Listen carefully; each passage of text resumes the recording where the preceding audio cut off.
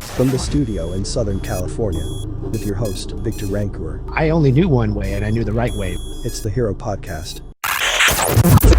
Today, Victor welcomes HVAC broker Patrick Lange on the show. Money is made when you buy a business, not when you sell it. So if you're looking from an acquisition standpoint, if you overpay. Without further delay, here's your host, Victor Rancour.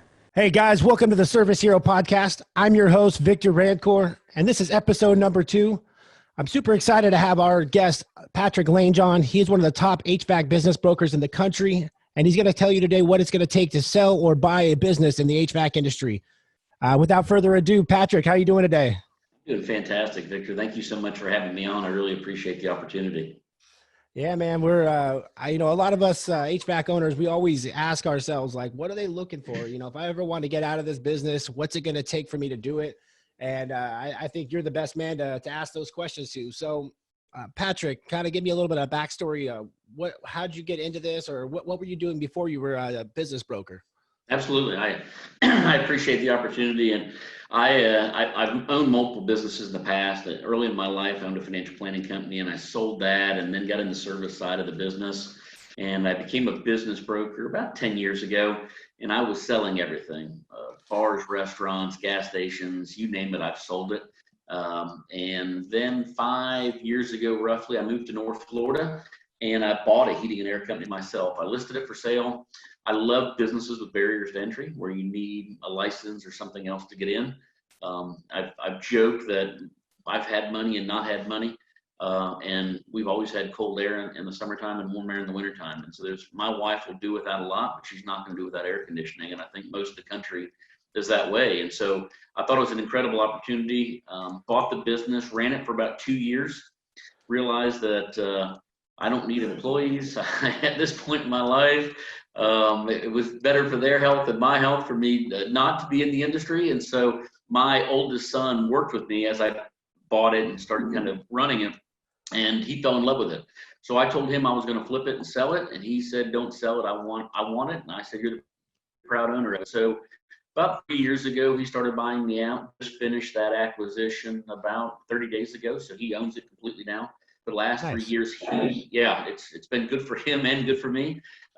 My office, I'm still in the heating and air office, so he gets my advice daily, whether he likes it or not. I'm sure he wishes I wasn't here, but so I'm still involved, kind of in the business. But he runs the day-to-day operations and has for 3 years. And when I went to sell it, I started looking at pricing it, how it was going to hit the market, and I looked out and realized that there was nobody who really knew what they were doing in that space. There's a lot of great business brokers across the country, but nobody who really understood the heating and air space. They could tell the difference between a contactor and a capacitor. And they didn't know what a maintenance agreement was, and didn't know why they're in place and what they do for a business. And so about 3 years ago, I decided to switch my practice just to selling heating and air companies. Started out in Florida. As I mentioned, I'm in North Florida. And then I kind of expanded to the Southeast, Florida, Georgia, Alabama, North Carolina, South Carolina. And then I was fortunate. I have an opportunity to write for ACHR magazine. Nice. I write for HVAC Insider, HVACR Business. And so I can't tell them where to distribute their magazines. And as a result of that, I started getting calls from Ohio and California and Texas and other places. And so now I have them listed across the country. Actually, I fly out tonight. I've got a listing in Toledo, Ohio, we're meeting at tomorrow. And so I'll leave tonight and be up there tomorrow and in the Panhandle on Friday. And so I'm fortunate or unfortunate, depending on how you look at it, to travel a lot. But I get to see a lot of companies, what works, what doesn't work. And in the last 3 years, I've been fortunate that I have sold more heating and air companies than anybody. And I say that kind of joking because there's nobody else I know that just sells heating and air companies. There's once again, a lot of great brokers that sell a lot of different things. But I don't know that there's anybody that I've met at this point that just does what I do. And so it gives me an opportunity to see the good, the bad, the ugly. I get to see a lot of ugly, unfortunately, and I get to be the bearer of bad news a lot, which is not something that I like to tell somebody, hey, you've been here 30 years and it's not worth anything. But I have to have that conversation, and it doesn't do me or them any good for me to blow smoke and say you build something that's sellable when it's not really sellable. Yeah, and I feel like that's a very common thing in this industry. A lot of people, I talk to guys and they think their business is worth, it's worth $1 million. And I'm like, it's not even worth the paper that those leads are printed on, honestly, at the end of the day. I had this conversation with one of my technicians, his uncle. He's been in the industry for 35 years, right? And he's up in Santa Barbara. And he comes to me last month. He says, "My uncle's dying. He's got cancer. This is what's going on, and he wants to get rid of his business. Are you interested in buying it?" And I said, "Well, obviously I'll look into it. That's part of what I'm looking to do anyways." So I started talking to him, and I said, "Okay, do you have any maintenance agreements?" And, "Well, no." "Well, what software were you using to track all your leads?" "Well, we were doing paper." I said, "Okay. Are you using QuickBooks?" "Well, no, my wife was using something else, to track the customers and track our invoices." And I said, "Realistically, what are you expecting to get out of this?" You know what I mean? And he, in his head, and I won't throw the number out there, but it was kind of embarrassing. I was like, Right. I'm really sorry, man." I was like, "That's not happening." I was like, we can go one way or the other. I don't mind helping you out a little bit. Your book of business is worth something to me because I know what to do with it, right?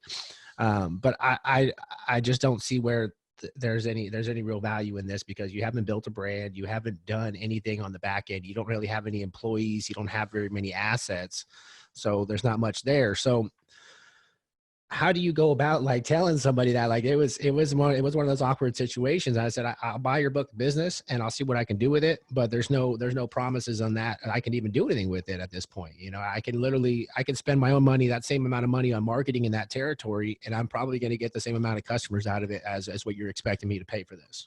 Or more. I mean, that's the reality of it. I think that's my biggest competition on the buyer side is business has to be priced right where it makes sense to you, the buyer. I mean, you've got to be able to make money, and I firmly believe that money is made when you buy a business, not when you sell it. So if you're looking from an acquisition standpoint, if you overpay for something just for the sake of buying it, you're chasing your tail the entire time you own it.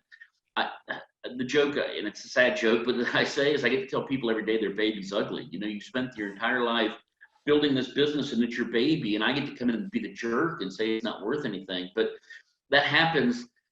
I probably turn down 4 listings to every listing I take, simply because they didn't focus on the right thing.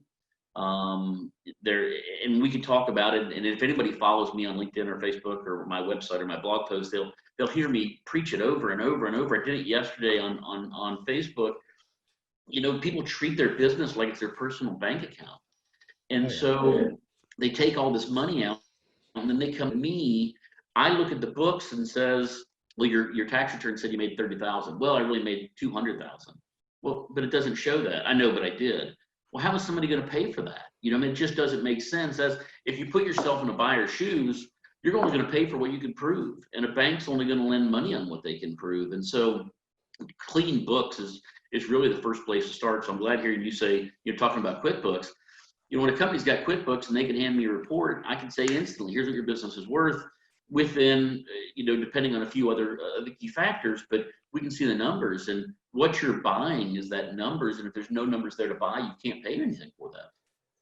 Well, what do you say about a business, like mine or like these other guys that come up fast, right? So, we built these great businesses, and at the end of the day, obviously the bottom line isn't going to look as pretty as it could be, right? Because I'm buying, acquiring, buying more trucks, building more business, adding more employees, doing all this stuff that costs money on the front end.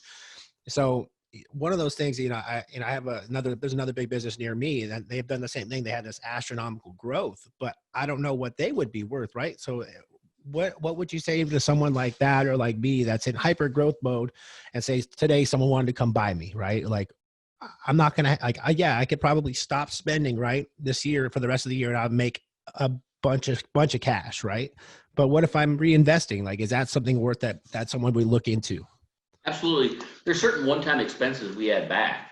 So buying vehicles, buying equipment, making those purchases, those are not things that if somebody took over the business, they'd have to do on an annual basis. Sure, if they anticipated keeping up with that growth, but as well as I do, at some point you hit a ceiling, within an area. And I've heard many people say it, that you only could market your way so far, and then you have Yeah. to acquire more market share. I mean, there's just no way for you to grow with the staff that you've got in place to keep them working, keep them doing those things. And so then acquisition becomes a necessity. And so those one-time expenses, it's more difficult, obviously, than a business that's been in business for 30 years, spends the same amount of money every year, 10% on marketing, has 4-year-old trucks, those types of stuff. Those are much easier to price and sell. But because of your growth, there's things that we look at and be able to add back to it. So absolutely a buyer would see value in that scenario, because you're not buying the boat. You're not paying for your girlfriend's condo someplace that we're having to go like, where's Waldo to find money with inside of here? What is it really making? It's easy expenses that we're able to track that generate to the bottom line and continue that happening. Yeah, and I think that's one of the biggest mistakes. I talk to a lot of my friends, and they all have, fancy boats, fancy things. You could tell they're all write-offs, right? Like, and I'm the opposite. I don't really do all that. I don't got no fancy stuff. My wife's got a nice car. I got my 5-year-old truck. Like, that's how I operate, man. And for me, like, I've spent all my money back into the business. And I think, everyone keeps telling me I'm fucking crazy, right? Sometimes they're like, well, why don't you just go have fun? I said, well, my fun is going to be when I'm retired at 40 and you guys are still trying to, chase calls all day long. And then that's where my mindset is. And so how do you go about, you come in, a business owner says, hey, I want to sell this business. Is it a long-term process? So like, hey, you're not worth shit today. How about me and you talk? This is what I need you to do over the next 12 months. If you can do this over the next 12 months, then I can get you X, Y, Z, as compared to, I want to sell it right now. First, I'm going to answer 2 questions there. One, you're talking about your friends spending the money and the write-off things. My thing is, you can't get paid to steal twice. You can't cheat the government and expect me to write you a check for it. And that's the reality. So you've got to pick, am I going to not pay taxes today, and I'm not going to get paid for that down the road? Or am I going to pay those taxes today, knowing that it's provable, knowing that when I sell, I'm going to get a 2, 3, or 4 time multiple on that. So the mathematics works, pay your taxes, and then you'll sell it at the end. That's the first part of that conversation. Second part is, it really depends. Is it a long-term process? I've had some companies that we've listed them and we're under contract in a week because they've done the things right. The beautiful calls I get, and Facebook and different groups, I get a lot of direct messages and text messages, people saying, listen, I'm going to sell in 3 years. What do I need to do today? I'd love those emails, because that's somebody to meet at 3 years from now when I go to sell it. We're going to hit the market, going to get a high dollar figure for it, and we're going to be done. So they're planning ahead. The reality is most people don't do that. And by the time they get to me, they call me and they say, I'm done. And I look at it and say, oh, you have any maintenance agreements? Well, yeah. None in writing, but they just call us every year and we go back and do it. Well, that's not a maintenance agreement. That just happens to be somebody who calls. What systems do you have in place? None. Are you using Service Titan? Are you using some other program similar to that? No. Are you using QuickBooks? No. So when I say to them, hey, you need to do this for the next 2 years, they look at me like I've got 2 heads. And they're not going to do that. They're done. So the reality is they've got to take a less price today. And it's sad, because people spent their whole life, they didn't know better. Well, the reality is they're done because they don't know what the fuck's going on in the first place. They don't know where their money's at anyway. So the reason they're done, no one's done because they're really tired. They're really tired of not knowing what the fuck is going on, man. Well, and not having a reason, and they don't have a goal. Like you're talking about being retired at a certain age and having that good time. So many of them don't have it. They were a technician who didn't like their boss. They went on their own. It was them and 2 other guys for 25 years, and they just got up and went to work every day. They didn't have a plan. There was no, I watch you and it's market domination. It's going to the next level. It's getting bigger. And I'm not saying that everybody needs to have that mindset. That's not for everybody. I love selling a 30-year-old business that the guy's making $3 million a year. Nice little mom and pop business. Those sell. People love to buy them. It's great for the buyer. It's great for the seller. That's kind of my sweet spot. I mean, that's what I really enjoy. This guy has done a good job for his family. He's made more money than anybody else in his family. He's given people jobs for 20 years. I love that.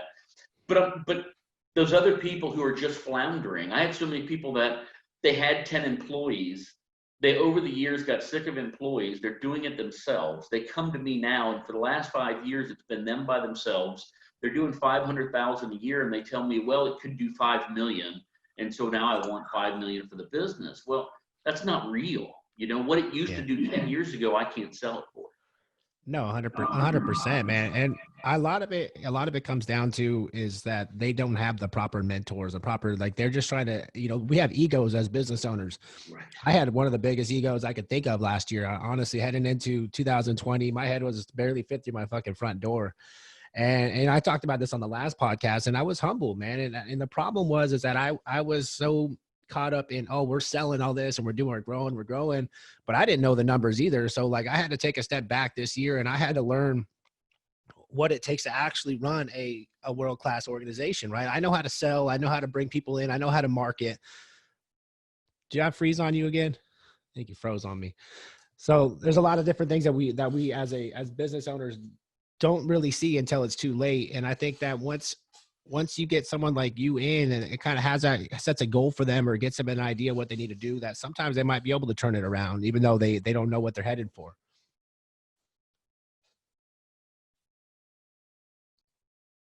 Recording's back on. Do you know where we dropped off at?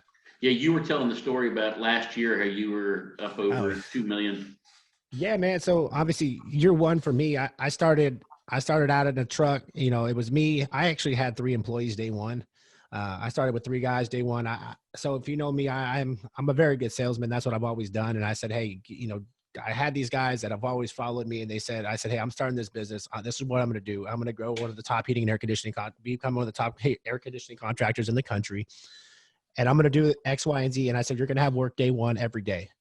And it happened, right? And it took off really fast. I started August of 2018. I had a box truck, a shitty Transit, and my Ford F-150. And this is what I started with, and didn't have too much cash, because if you know anything about salesmen, we blow it as fast as we get it. So, so I had to, so I was spending money as fast as I was getting it. So when I started the business, obviously, if I was to go back, 3 years, I would say, hey, dude, save some cash, get ready, because it's going to be wild. Because I went from making a lot of I made a lot of money as a salesman to, oh shit, now I got to go find me money every day. And it turned on a different switch inside me, right? So, rolling into, we were about 3 months in, we'd already done about $1 million of business in 3 months. I already had 10 employees. Well, it was August. By January, I'd done about $1 million in sales. I already had 10 employees heading into last year. 2019 obviously took off really fast. Everybody, because social media would spread stuff quickly. So people would see all the stuff I'm doing. They're like, how's he getting his trucks? What is the hell is going on over there? And then I was able to start recruiting some of the top guys in the country. As far as sales guys, and one of the first things I did, everyone thought I was crazy, was I was on the radio after like 6 months of business. Wow. I was on the radio, and there was no return on it really, but I just kept throwing money at it, right, as a long-term investment on the radio, because I know it takes time, and I was practicing. Right. I write my own radio ads, so I'm not like a professional radio ad writer. So I was trying to figure out what was going to work and what was going to stick. And then, I knew that right away I had to separate myself from the other guys. So I was offering my guys, benefits and paid vacation and all this shit that costs money, right? But that's how I was able to recruit the guys that I needed to come into my business. So I did that very early on, and I kind of set that stuff up. So by summer last year, I had 3 guys, me, myself, and another guy that were all Airtime 500 #1 salesmen in the country in my business last year. So like everyone's like, how the hell did you pull this off? Right. And, fast forward to now, one of them, I'm still good friends with all of them. One of them started his own business, and he's growing very fast. And another one is over with one of my competitors, but he's a good friend of mine. But as of last year, we did we did 4.95 million last year in our first calendar year in business. So in my mind, I thought my shit didn't stink. Yeah. You know what I mean? And my head was getting big, but I also wasn't watching the numbers, and I didn't have a lot of we were great salesmen, but we weren't great business runners. Like my general manager, he's a salesman. He wasn't a general manager. Like I love the guy. We still talk to this day. But that wasn't the position for him. Neither of us were looking at numbers. We were both just chasing dollars. Like, yeah, if we're getting sales, we're good, right? The money's coming in, we're good. And, fast forward to, February, March of this year, and then coronavirus stuff hit, and I was spending so much money on marketing, and then obviously all that stuff hit. And I'm like, oh shit, I spent like $100,000 some dollars on marketing in March, and they got no return on it. So at that point, I'm floundering, trying to figure out what's going on. And I got to the point where I was like, dude, I don't know if we're going to make it through this. I didn't know if the weather was going to change or what was going to happen. And I at that point, I did some layoffs, and I'm like, I was floundering, man. And I started talking to my mentors, and they said, hey, look, the first thing you can do, the only thing you could do is figure out where the fuck you stand on your numbers, figure that out. And then everything else we can fix on the back end. Right. Like, I'm like, we still have money coming in. We're still selling. He's like, all right, figure that out. Hire some smart people, you dumbass. Because obviously you don't know the numbers well enough. So you have to find people that fill holes in your business, right?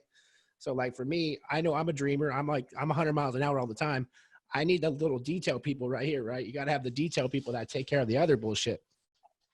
So that's what I did over the next month. I just started hiring smart people. Now I got a couple people with master's degrees in my business and stuff like that, business analytics, KPI people. And ever since then, now I don't have to worry about where I'm at. I know where I'm at all the time. I got every piece of data you can even think of on running a business. We switched to Service Titan. Service Titan was, a big move. We were with House Call and it was kind of all over the place. Switching to Service Titan, now I have reports on everything. So up to date, I'm able to keep up with that stuff. But a lot of guys, like I said, they don't pivot, right? They would have stayed the course of what I was already doing. I would have been a couple years down the road, millions of dollars in sales, but probably nothing to show for it because I didn't track it right. I had switched CRMs 5 times since I started this business. Wow. So when you switch CRMs that many times, you're losing business. I was losing club memberships. I lost over 200 members, paid members, monthly memberships when I switched back from House Call to Service Titan because I didn't track it. I have to track my memberships on paper because I was only tracking them through House Call. Well, now they're not going to transfer your credit card data. They don't tell you that till afterwards. So now I'm trying to call these people and get their credit card data. And by that point, they're like, well, you lost my credit card data. So you know what I mean? It's hard to get them back. Right. So that's one of the things I recommend for anybody is starting out, learning that stuff first, right? Instead of, you have sales are important. Well, I think the key there is there's so many, you've used the term many times, there's so many mentors in this industry, whether it's stuff you're doing on podcasts like this. There's a lot of great podcasts out there that talk about the business. There's a lot of great organizations. You talked about Airtime 500, obviously with SCI, there's BDR, there's all these Nexstar, there's a lot of places you can go to get the information. And I think the conversation started with egos. I think that's the reality of it is so many people are unwilling to realize or accept the fact that they don't know everything. When if they would stop and go to one of these meetings, go to one of these organizations, talk to somebody like you, most people aren't going to say, I didn't know what the hell I was doing. That's not something that most people are willing to admit, but almost every business owner's been there. I don't care if it's heating and air, brokerage, financial planning. I had a swimming pool company. There was times when I had no clue what I was doing, and it's finding the right people that can shorten that learning curve, in my opinion. And that's the one beauty I really love about this industry, from the heating and air space, is if you like maintenance agreements, there's an organization that'll teach you how to sell more maintenance agreements and what to do and how they deliver value to the customer and how they help your business. If you need help on the numbers, there's a place you can go and learn the number side of it, or like you've done, hire the number side of it. Or obviously Service Titan, there's more information there. Most of the people that I talk to don't even use 3/4 or half or 3/4 of what's available inside the program. Incredible program, but they don't take the time to learn everything that's inside of there. So there's so many different opportunities, and many people that I meet with, they'll get to, there's all these different hurdles. They'll get to $1 million and get stuck there. $1 million in sales, and they never beat that threshold. I have a lot of people that I've listed their company, been in business 20 or 30 years and could never get above $1 million. And then it seems around 3 million seems to be the next bump, and then 5 million seems to be the next bump. And so you have to become a different person to get above those levels and bring people in. And that's one of the biggest things that I preach. Once again, for anybody who reads anything that I put out there, you got to get yourself out of the truck. If you're looking at selling a business, if you're a chuck in the truck or whatever the terminology anybody wants to use, you don't have a business, you've got a very high paying job, because if you don't go to work, the business shuts down. And so many people come to me and I'll say, how many employees do you have? Well, it's just me. That's the hardest business for me to sell. I can tell you, you got 3 or 4 employees that are doing decent business and up, I can sell it. It's you. It's a challenge, because the reality is your net income is going to be substantially higher than anybody else's because you have no overhead. So you have this expectation that your business is here. Well, if you were to buy that chuck in the truck, now you got to buy a new truck, you got to put a guy in it, you got to train a guy, you got to put insurance on him, you got to do all this. And so now that $150,000 that he was making becomes $50,000 to you. Well, what are you going to pay for it? You know, I mean, you can't pay up here for it. So that's what makes it so challenging. So I tell people, and I preach it, get out of the truck. I don't care if you just hire one guy, get out of the truck, because that's going to change the whole scope of your business from a salability factor. It makes my job so much easier and makes your business much valuable.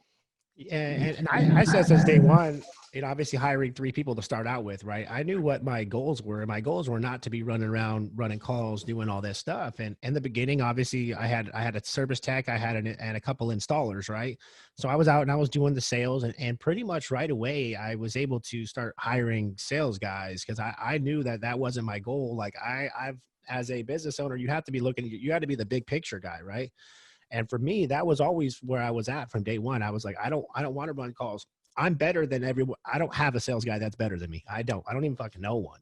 I'm very, very good when it comes to being inside a home. That's what I'm good at. But I had to step back, right? And a lot of the hard thing is that these guys, they have a hard time stepping back and trusting someone. Well, I would have made more money. Well, bro, you're going to not ever make more money unless you take a step back and you allow people to fail, allow them to learn and train them. And every day I think to myself, I'm like, if I went out in the field, I would sell over $500,000 myself every month with the calls these guys are running. I would do it. And I've done it before with another business. And my calls are better because my reviews, my business, like people want to do business with me. The one I was at, I was chasing people down in Lowe's that were looking for a fucking light bulb, and I'm trying to sell them an air conditioner. And I was able to sell a lot doing that. And I'm like, you guys have no idea. You got inbound calls every day. You know how much people would beg, sales guys would love to have inbound calls. There's guys down the street from me that their employees have to go bring in their own leads. So stuff like that. I knew day one that I wanted to be out of the truck. I wanted to be doing what I'm doing now. Like this is more, I enjoy teaching. I enjoy coaching. I enjoy, helping other businesses all over the country now, and everything. This, like, the social media has allowed me to do it, running my group. I have a pretty big network of guys that we talk almost every day. And all of us are all in our 30s, and we all have big ambitions, and we all want to be knocking down the big guys, right? The big guys have been around for 20 years, and they have all the money, they have the business, and we're over here scrolling. We're trying to take that shit. Like, that's what we're coming for. And I tell a lot of my friends, I said, our age, the 30 to 35 year olds, whatever that age is, the most dangerous group in the entire industry, because we were born before the internet and during the internet. So we got both sides of it. We were talking about it yesterday, because now we know what it takes, the hard work it takes on the back end, because back then everyone wanted to work hard to get what they wanted. Now they want to work as little as possible to get what they want. Right. Sure. So we were taught how to grind it out, but also we know how to be smart with it. Like with my podcast, with Service Hero, right? Service Hero, I'm able to get customers leads that were never able to get leads before. When March hit and coronavirus hit, we had companies coming to us, right? We can't get the fucking phones to ring.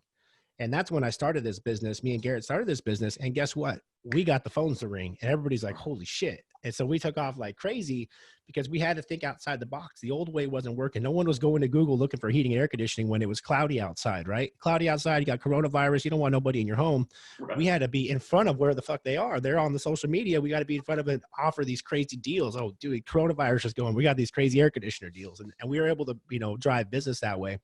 And I think that's one of the things that made my business different than these other guys that can't grow as fast, is because I've leveraged social media so much that it made my business grow quickly. Because guess what? When people see me every day, the passion I have towards my business, people that follow me, they tell their friends, and their friends that they had a broken air conditioner, hey, this guy's got this crazy business that's growing. Like, you want to go do business with this guy, right? Sure. And that's where my business comes from. Like social media. Now I have radio and Google and all these other things that I spend my money in.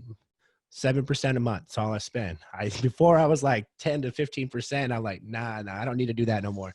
So I'm at like my max now every month is 7% is what I spend. I don't need to spend any more. But I had to learn that, right? Before it was like, just keep throwing money in. If you throw more money out there, more money is going to come back in. And most of the time it's not like that. Like you got to spend smart money. And I've learned that. So what would you tell, Patrick, if you had an opportunity to talk to, some of these business owners, what would be the number one thing you would recommend them to do if they're thinking about selling their business?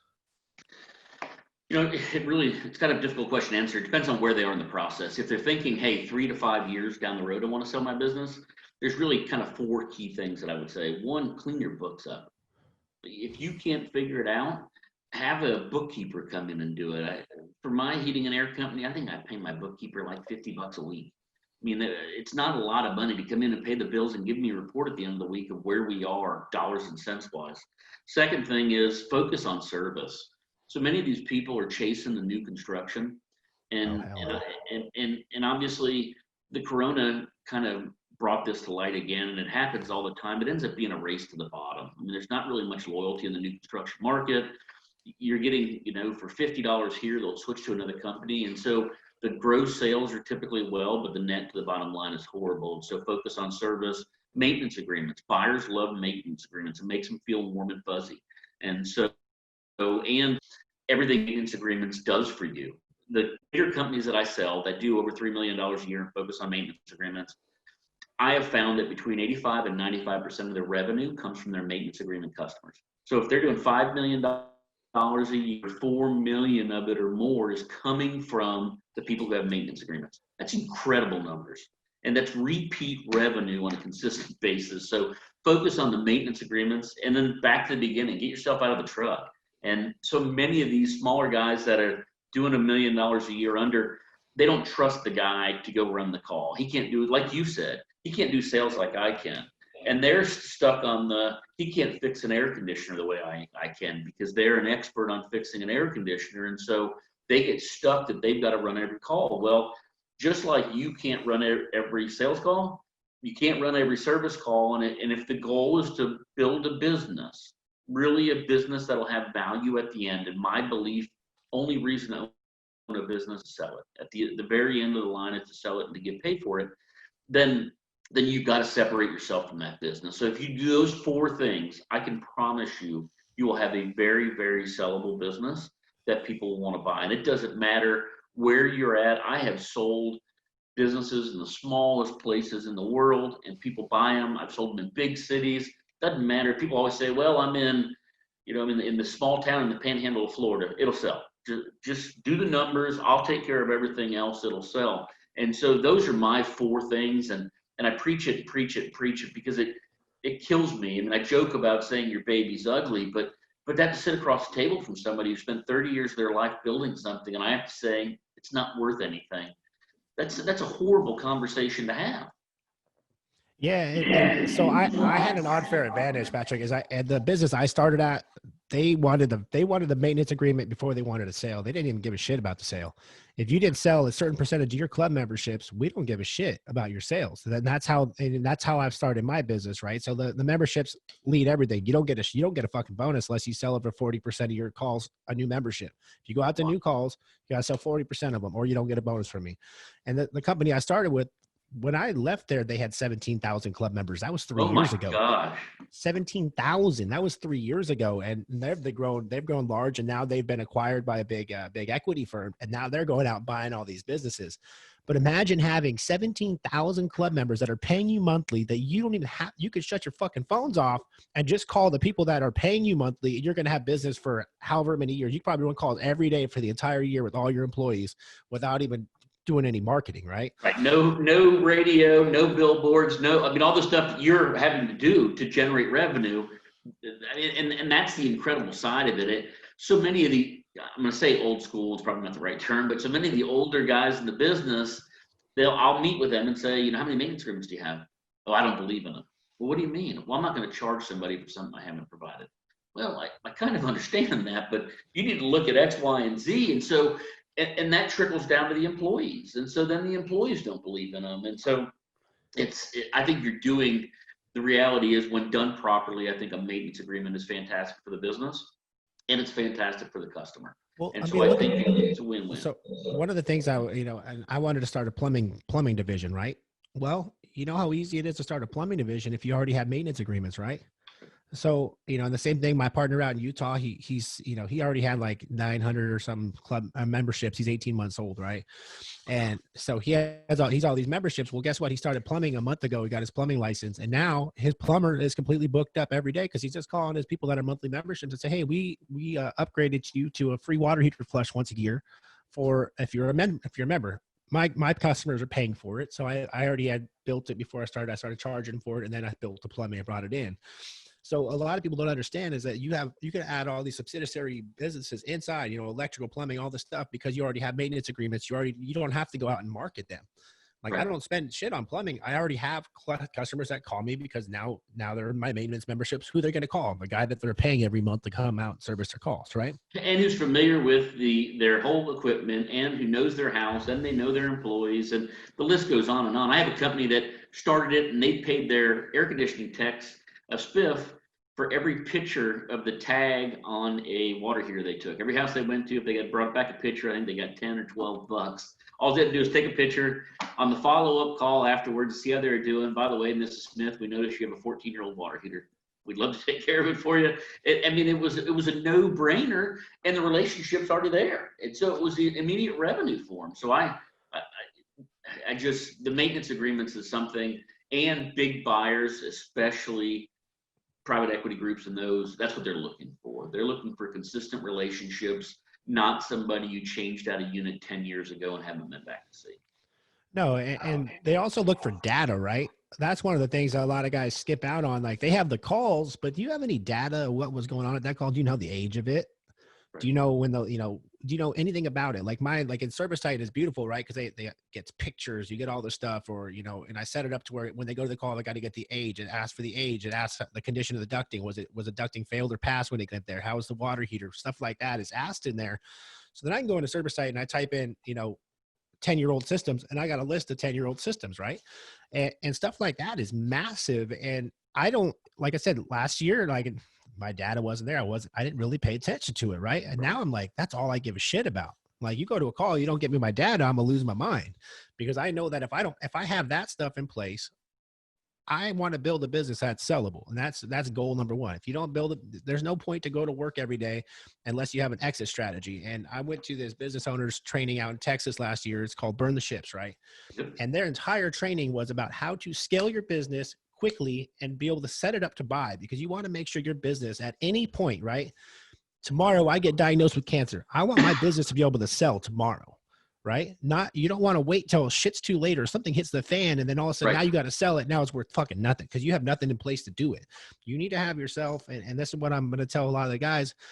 Everyone's going to say, oh, you don't know shit. You're still new. I know a lot more than you guys people think. Okay. I've done very well for myself because I plan myself. I plan everything I do out accordingly. But if you have yourself all the time, like, you know where your books are, I can go take my stuff right now. I can go send it over to a private equity firm. I can go send it over to a buyer right now, and they're going to want to purchase it. Right. And that, if you can do that, then you have power, you have freedom, right? You have freedom as a business owner. You know that you can get the fuck out if you want. And a lot of guys don't have that. I didn't mean to cut you off there, but the reality of that is if you build your business that way, most of the time, most people don't want to sell it because because you have the systems in place, you've got install managers and service managers, and you've got people who take the workload off of you, that you can be gone for a week and the business still run.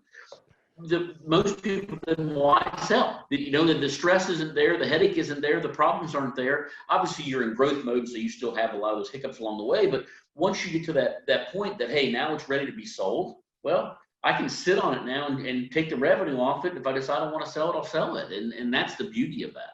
Well, when this whole thing, the coronavirus thing hit, I was in the mindset because like I said, didn't have my shit right. So shit hit me and I'm like, oh, fuck, I just want to sell this thing. I'm fucking out. That's literally where my mind went. I was like, I'm just going to sell it. And if it's worth anything, it's worth anything. I just got to get the fuck out. Right. I literally got that way. And I don't want to admit it. And no one wants to admit that shit, but that's how it got. It just went like, did anybody want to buy it? My business is for sale. Come take this shit because it's getting wild. And I even had a conversation with someone, and I was, I had talked to him, and that we were talking about, acquisition and stuff like that, about purchasing my business. And by that point, when I talked to him, I had already got my shit fixed, right? I just came off of April, May, we profited like $200,000 to $300,000. Something I think it was like $280,000 we profited in May. And the month before that, if he would have came and bought me, I was like, yeah, fuck, let's go, see you later. But then I'm looking at the books now, and I'm like, wait, I got people in place. I made this much money. Let me see what's going to happen now. And now I've flipped the script and I said, hey, this is my time now. I figured this shit out. And now I have people that are coming to me that are like, hey, I want to take you to the next level, right? I have private equity firms that are talking to me, and I'm in position now where my job pretty soon is going to be going out and acquiring businesses, right? That's going to be what I do. Everything else here, we're going to continue to grow, and I'm going to spread this business throughout the country. And it all came from me switching my mindset before to business rather than sales, right? And you have to switch out of that headache. And now all I care about is business and where we're going into the future. And now over the next 12 months, you're probably going to see my business in multiple different states. And people don't want to believe it, but you'll wait until my trucks are coming down your street. Be that see that big fucking eagle, and you're going to be like, holy shit, what the hell? Hear my daughter on the radio. It's got to happen. So right now I'm so excited in what I have going on and what's going on in the future. And I think, at some point, I've already been talking to you about looking for business to acquire. Right. Right. And I think that me and you are going to have a great relationship going forward, trying to make this thing happen. And I'm excited. And I'm glad we had you come on today, Patrick, because I think that, people are going to listen to this shit and they're going to they're going to flip their switch in their head. I'm hoping it's going to flip a switch in their head and say, hey, let's all build businesses that are worth selling, because the more businesses that are built that are worth selling, that means you guys are pricing your stuff right, means you're running your operations right. That means it's going to be better for the entire industry, right? Rather than the chuck in the truck that's selling everything half off, has no money. You know what I mean? I need more great businesses. That's the other part is nobody wants to buy the low price leader. You know what I mean? I mean, if you don't want to go buy your competitor down the street who's working at $50 an hour, because the minute you come in and bump that customer up to a price of where they should be, they're going to leave you. So there's no value for you buying it there as well. And so all those things are key. Once again, if you're built to sell, I mean, some people don't want to build that, and that's fantastic. And I'd love to help them as well. But for those who are serious about building it, the market's incredible. I mean, private equity is really making a push to get into the heating and air space. A lot of them I've found will spreadsheet you to death and never actually pull the trigger. I mean, that seems to be a common thing. I spend a lot of my time on these due diligence calls that have nothing to do with heating and air, and that's frustrating. But the reality is they're making the push to get into space. There's a lot of them that are doing it right. And for the person who's looking at building something they can exit, there's plenty of companies that have done it. You can look around whatever part of the country you're in. And there's been big players who walked away with huge checks and can go build something else somewhere else, which is fantastic. Yeah, and I have a competitor in my market that's massive. I call him the princess up the street, and he's the low price leader, man. And I go against him. His business is massive, right? But the same people that are talking to me about acquisition, they had that same conversation with him. They're like, there's fucking nothing there. It's not priced right. It's not priced right. The profit's not there. They're like, we're coming in and my price is going to be more than everybody. And we talk about that all day long. We talk about, we're not the low price guy. We are the white glove, right? That's how we're going to act. That's how we're going to do business. So when a customer asks me, can you match this guy's price? I cannot match that price because I'm going to back it up with something with substance, right? I want to be here in 5 years. I want my business to be still running, because what happens if I sell low today? Yeah, I made money today, but who's going to cover the liabilities in 5 years when those things start breaking down and we have issues and all that stuff, that comes up, right?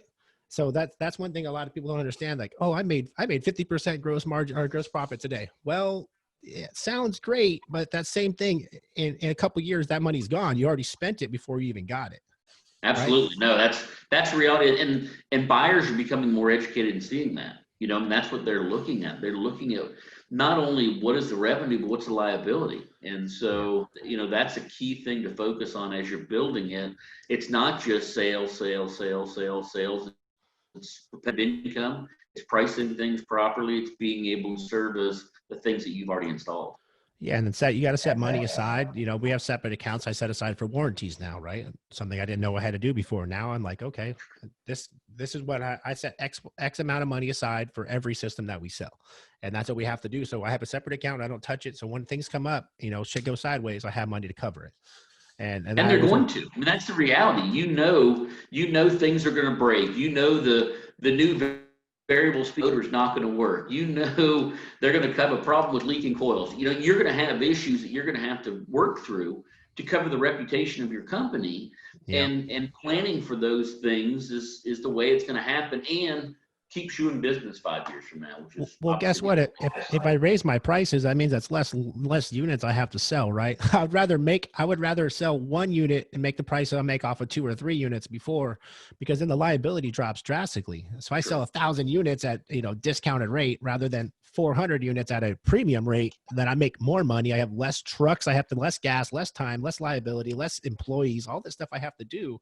If you look at the big picture, yeah, I made money today, but it doesn't work like that. You can't expand like that. You have to have it priced right. And I think that's one of the things I got in my head, like, no matter what, now we're white glove and we're going to be a premium service, and you have to do that. And I think if a lot of more people think that way, they think instead of winning every job, winning the right jobs is more important, right?